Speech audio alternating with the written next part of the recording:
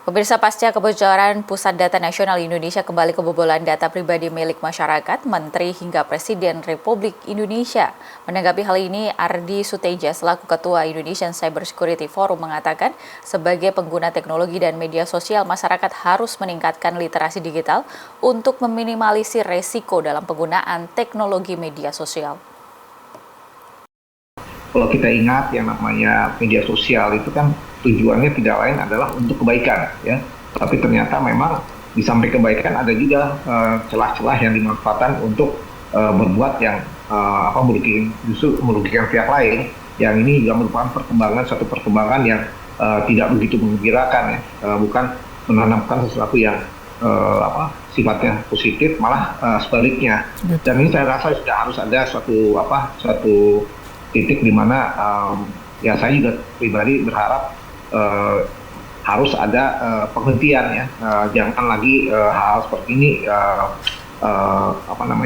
terjadi lagi, ya. Tapi terus terang aja saya rasa juga lihat perkembangan yang terjadi dengan teknologi mungkin sesuatu hal yang harapan yang mungkin tidak mudah untuk kita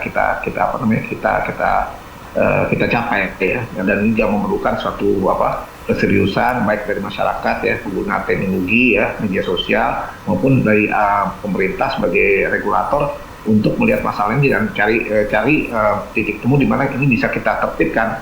Karena kalau dibiarkan, ya, tentunya akan menjadi suatu perkembangan yang bukan lagi membangun, tapi justru bukan hanya merugikan juga, tapi merusak, ya, dan akan menjadi ajang tempat di mana kita memanfaatkan media sosial justru untuk fitnah, yang menjelek-jelekan orang, dan itu tentunya juga bukan suatu hal yang baik.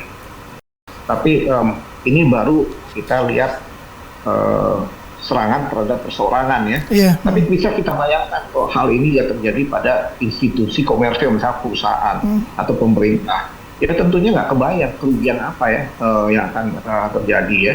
Di samping kita tahu, ya, kalau udah namanya didoxing, ya, entah benar atau tidak, ya, menjelaskan orang itu tercemar, ya, nama baiknya, ya, reputasinya, ya, terus juga privasinya. Itu kan udah sesuatu yang benar-benar kalau kita nggak bisa itu dalam nilai uang, ya, tapi itu tidak bisa kita langkan kerugian itu, belum lagi nanti kehilangan kerugian yang terkait dengan masalah finansial. Ya. Jadi terus saja kerugian ini tidak bisa terhitung, ya, dampaknya, ya, dampak psikologisnya, dampak finansialnya. Artinya ini luar biasa, sesuatu yang bisa merugikan banyak pihak, ya, dan ini kerugiannya akan sulit sekali kita hitung, ya.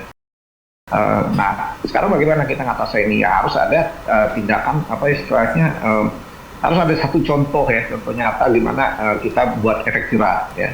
Nah, ini yang kita sebetulnya berharap kalau ada suatu contoh efek jerah yang bisa dilakukan pemerintah, apalagi sekarang kita akan berhadapan dengan pemberlakuan undang-undang PDP, ya, secara efektif Oktober ini harus ada satu contoh, ya, agar membangkitkan kesadaran bukan hanya masyarakat tapi kesadaran juga di industri, ya, institusi pemerintah, kementerian lembaga, bahwa ini sesuatu hal yang sangat serius, ya, karena dampaknya juga sudah saya sampaikan tadi di awal, ini tidak bisa diukur, ya, dari segi finansial, tapi sangat merugikan.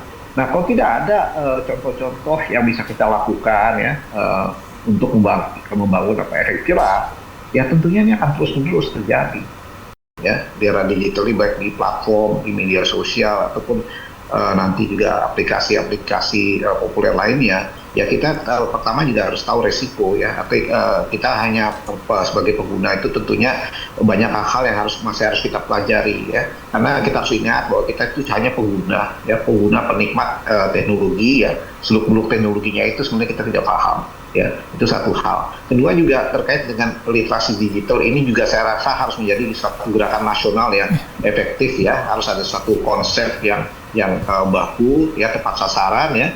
Dan ini menjadi semacam program nasional untuk mungkin pemerintah ke depan, ya, karena kita harus dorong ini untuk paling tidak bisa kita harus berupaya untuk meminimalisir, ya, resiko-resiko yang selama ini sudah kita alami, ya. Ini literasi dia. Ketiga juga kita harus dorong pembangunan budaya itu sadar digital. Artinya sadar digital itu bukan hanya teknologi aja, tapi juga sadar tentang terkait dengan resiko, ya, resiko baik itu resiko untuk diri kita maupun resiko hukum, ya, hukum yang kita langgar. Nah, ini juga harus menjadi suatu gerakan ke depan, ya, yang menurut saya harus masif, ya, kepada teman-teman pengguna teknologi media sosial dan platform-platform lainnya.